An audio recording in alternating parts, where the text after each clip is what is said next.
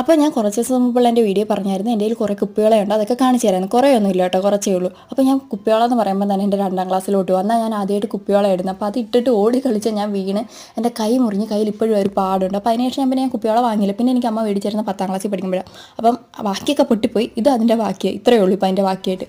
പിന്നെ ഞാൻ കുറച്ച് നാൾ കഴിഞ്ഞ് എൻ്റെ കൂട്ടുകാരിയുടെ വള കിടക്കുന്നുണ്ട്, അപ്പോൾ എനിക്കും വേണമെന്ന് പറഞ്ഞപ്പോൾ ഞാനും അവളും കൂടെ പോയി വാങ്ങിയതാണ് ഈ കരിവള, ഈ ചുമന്ന വളയും. പിന്നെ ഈ കാണിക്കുന്ന പച്ച വള എൻ്റെ ഒരു ഡ്രസ്സിന് കറക്റ്റ് മാച്ചുള്ളതുകൊണ്ട് ഞാൻ വാങ്ങിയത്.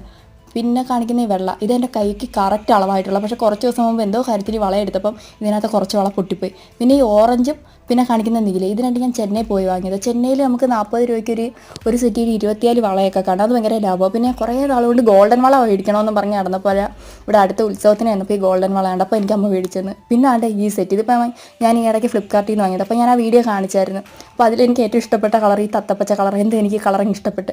അപ്പം ഇത്രയൊക്കെ ഉള്ളൂ എൻ്റെ കയ്യിലെ വള. അപ്പോൾ അത്രയേ ഉള്ളൂ, ബൈ.